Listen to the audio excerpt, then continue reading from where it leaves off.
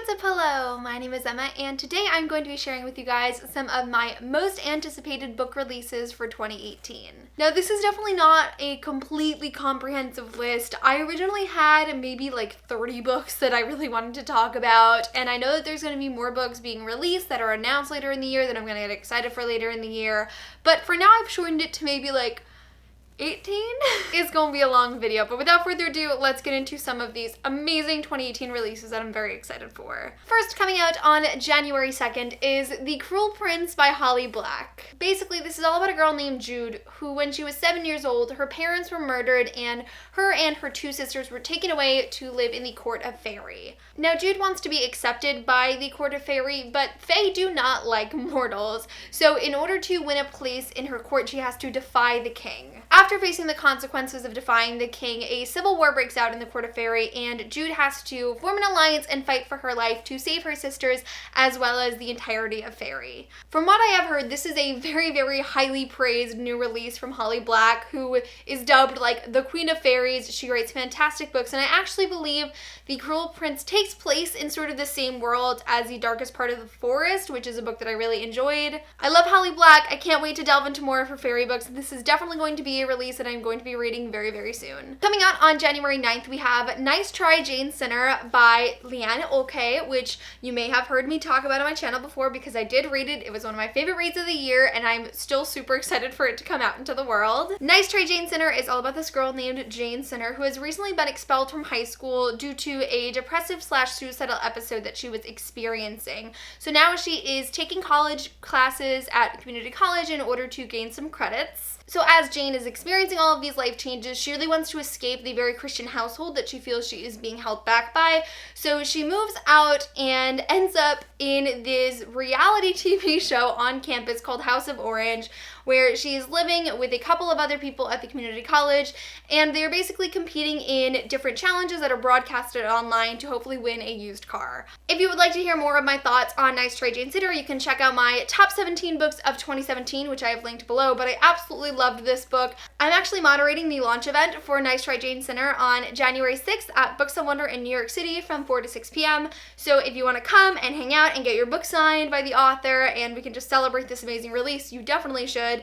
But I am super excited for this book to be out on shelves for all of you to read, and I hope you enjoyed as much as I did. Coming out on January 16th, we have Love, Hate, and Other Filters by Samira Ahmed. This book is all about a girl named Maya who is an Indian American Muslim teen living in Chicago, and as Maya is just graduating high school, she's faced with the decision to stay at home and go to a local college to kind of fulfill her parents' dream for her, or else making the decision to move across country to New York to study film with a boy that she has loved for years. As Maya is already in her own personal crossroads, there is a terrorist attack where the prime suspect shares her last name. So it is all about Maya being faced with a very true and harsh world that involves Islamophobia, where the people that she has grown up with are just consumed by fear and bigotry and hatred. And it's really just this coming of age story about what it means to be an Indian American teen, what it means to be a Muslim teen in the world that we are in today. I am so excited for this book. I can't even contain it. This is like at the top of my most anticipated reads. I'm very excited for it. I have very high hopes, and I cannot wait to share my thoughts on it with you guys. Also coming out on January 16th, we have a book that I am sure you have heard of, and that is Zenith by Sasha Ellsberg and Lindsay Cummings. I am actually like about 200 or so pages into Zenith right now. I'm reading my arc, and I'm really enjoying it, so I'm very excited for those of you who are also excited for Zenith to have it in your hands. Zenith is all about this girl named Andy, otherwise known as the Bloody Baroness, as she and her girl gang of space pirates traverse the Mirabel Galaxy on different missions. A mission goes awry, a dark figure from Andy's past appears, and they are off on probably the most dangerous mission the Marauder has ever attempted in order for Andy to be pardoned of her crimes and return home. I have to say, I'm not a huge high concept sci-fi person, but I'm really enjoying Zenith so far. It's very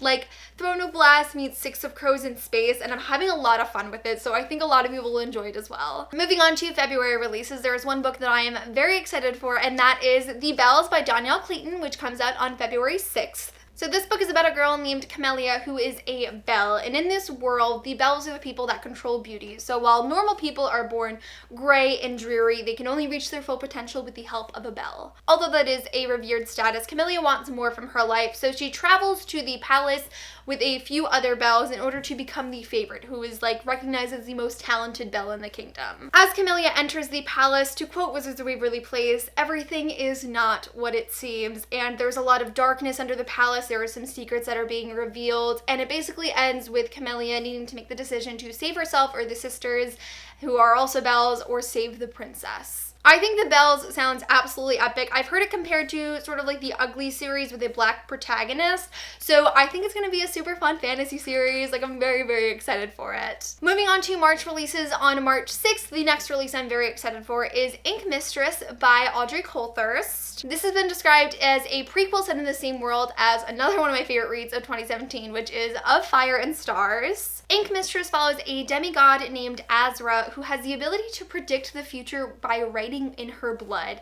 And while that is a very powerful magical ability, she hides away in the mountains with her girlfriend named Ina, who is a mortal girl. Essentially, Ina's village is threatened by bandits, and she asks Azra for help, and unfortunately her spell goes horribly wrong and Ina's family is entirely killed. Although Azra blames herself for this tragedy, Ina blames the king as they sought out his help and he did nothing. So she goes off to take revenge for her family's death on the king, and Azra has to go after her to stop her. I'm really excited about this book. I loved the magic system and the world in Of Fire and Stars, and especially because we have a bisexual protagonist in fantasy, I am super, super pumped for this release. Another highly anticipated release coming out on March 6th is Restore Me by Tahara Mafi, which is technically book 4 in the Shatter Me series. Yes, after all this time, if you did not know, we are getting more Shatter Me books. I don't want to talk too much about the synopsis of Restore Me because it is the 4th book in a series and it leaves off where Ignite Me ended, but regardless, I am super excited for this release. I really hope it's going to be good,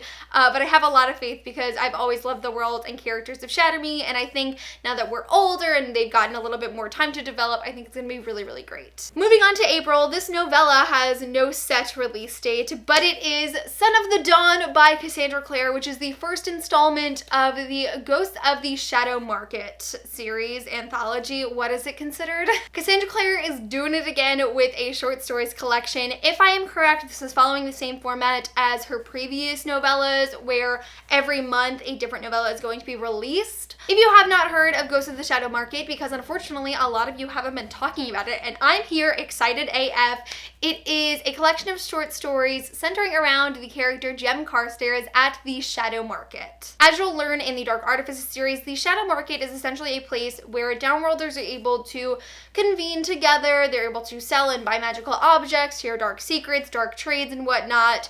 And some of the stories that we're going to be getting, I'll read them out here, are Anna Lightwood's first romance, Matthew Fairchild's great sin, Tessa Gray plunged into a world war, Valentine Morgenstern buys a soul, and Jace Wayland's soul finds safe harbor. I'm going wild here. Why is no one talking about this? I'm so excited. I love Cassandra Clare. Every single time she puts out anything, it's amazing in my opinion, and I cannot wait for this series to start. Next on my list, April 10th, we are getting Ace of Shades by Amanda Foodie. Amanda actually sent me this personally for review, so thank you so much, Amanda. I cannot wait to read your next book because, again, on my list of top 17 of 2017 books was Daughter of the Burning City, which was her debut novel, and I cannot wait for this one. Our main character's name is Enna, and her mother has recently gone missing. So Enna has to leave behind her entire life, her reputation, her finishing school, in order to go to the infamous City of Sin to pursue leads. Her only help is a man named Levi, who is a street scammer and con man that has no interest in helping her, but they do find themselves along the path of looking for clues for Enna's mother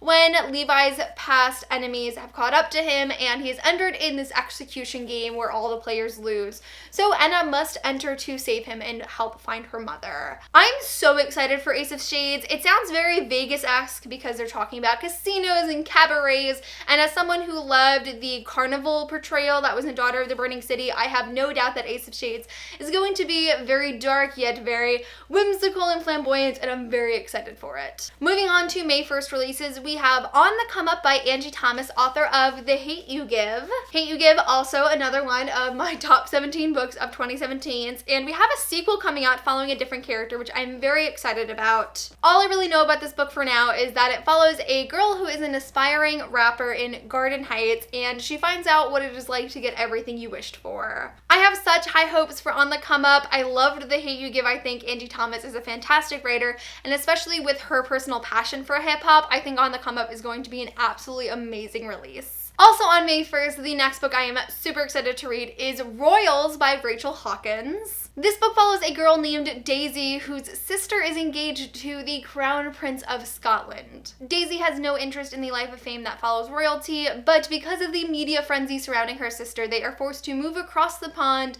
and live in the castle. The prince's younger brother named Miles has been ordered to show Daisy the ropes of what it means to be royal, but he ends up making scandals absolutely everywhere that Daisy happens to get involved with. And it just sounds like another really whimsical, fun, lighthearted contemporary novel that I'm really in the mood for. I read so many serious contemporary novels. I can't remember the last time I read one that was just fluffy and fun. So I think Royals is really going to be the trashy YA novel of 2018 that I really need in my life. Speaking of super serious and dark contemporaries, on May 15th we have Girl Made of Stars by Ashley Herring Blake. I read this author's debut last year and I absolutely loved it, so I am super hyped for her next book. This book is all about a girl named Mara whose best friend named Hannah has accused her twin brother Owen of raping her. So Mara is already in a very difficult place of feeling loyal to her family because she doesn't think that her brother is capable of this, but knowing the difference between her personal views on right and wrong and wanting to believe her best friend.